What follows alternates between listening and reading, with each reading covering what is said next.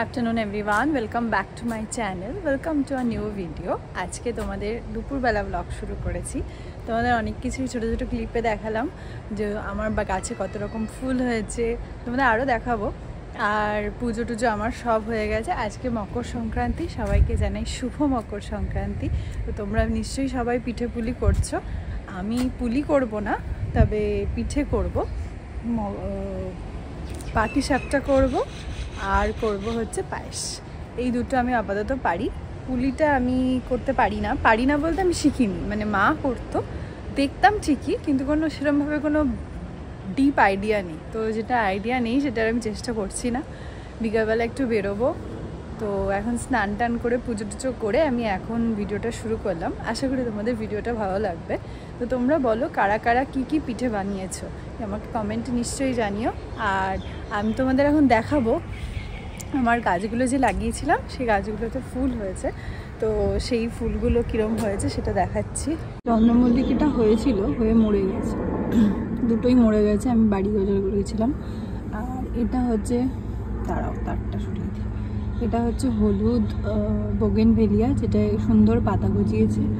এটা হচ্ছে রানী বেগুনভেলিয়া, যেটার ফুলগুলো মরে গেছে, কচি কচি পাতা বেরোচ্ছে। গাছটাকে একটু ঠিক করতে হবে।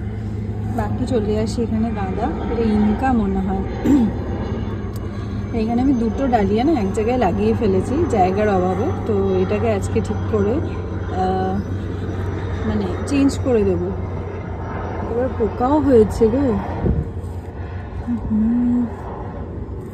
পোকাটা খেয়ে নিচ্ছে পাতাগুলো, দেখতে হবে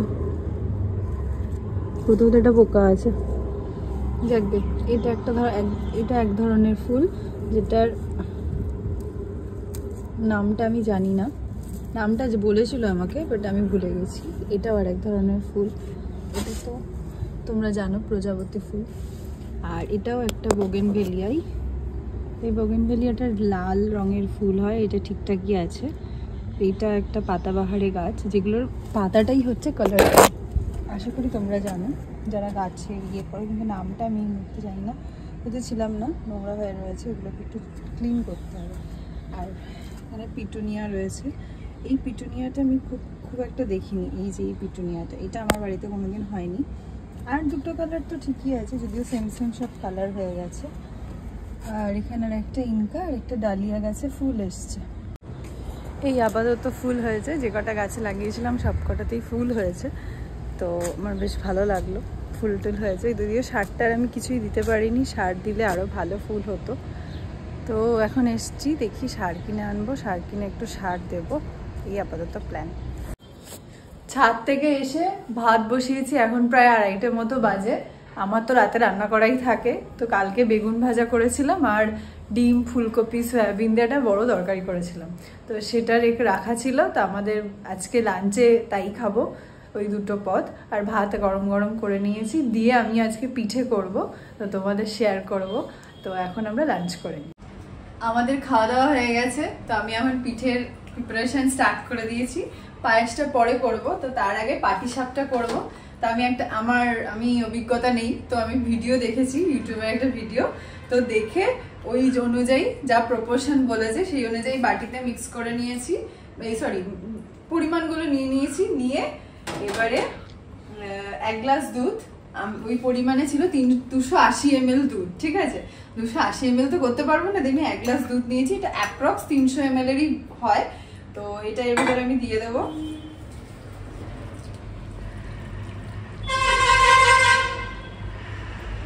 এবার আমার এই ডিম গলে সেটা দিয়ে ভালো করে এরকম করে গুলে নেবো। যদি বেশি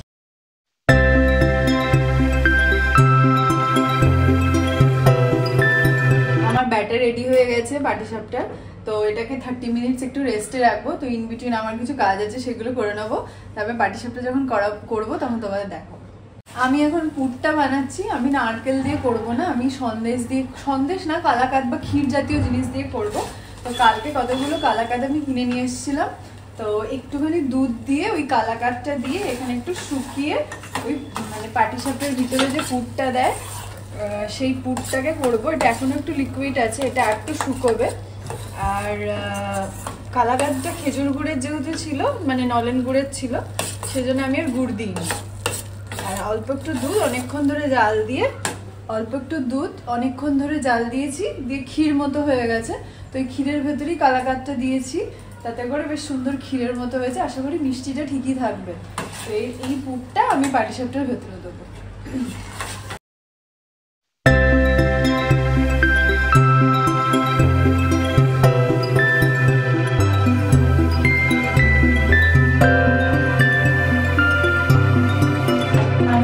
পাটিসাপটার ভেতরে যে পুরগুলো হয় সেগুলো রেডি করে নিয়েছি। আর এদিকে পায়েস বসিয়েছি। পায়েসের দুধটা বেশ অনেকক্ষণ ধরেই ফুটছে। আর একটু ফুটলে এখানে ওই চাল ধুয়ে একটু ঘি মাখিয়ে রেখেছি, সেটা দিয়ে দেবো। তারপরে একটু গুড় দেবো, বেসিক্যালি গুড়েরই করবো, অল্প একটু চিনি দেবো। তো আপাতত দুধটা ফুটুক, তারপরে তো চাল দেবো।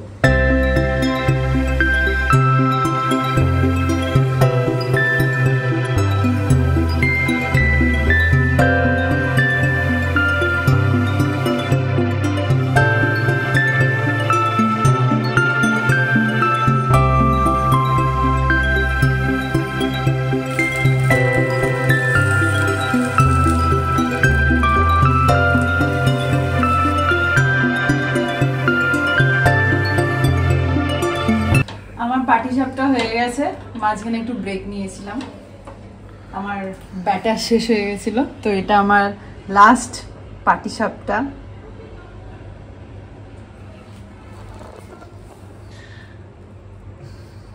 আচ্ছা, আর এদিকে আমার পায়েস কমপ্লিট। এটা হয়েছে পায়েস।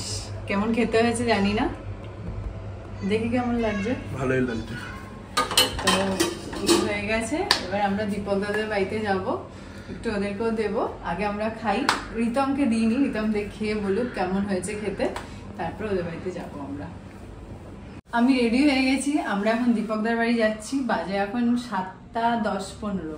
ঘড়িটা একটু ফাস্ট, তো আমার ওখানে রেডি করা হয়ে গেছে ওদের জন্য জিনিস। তো চলো দেরি করবো না, বেরিয়ে পড়ি।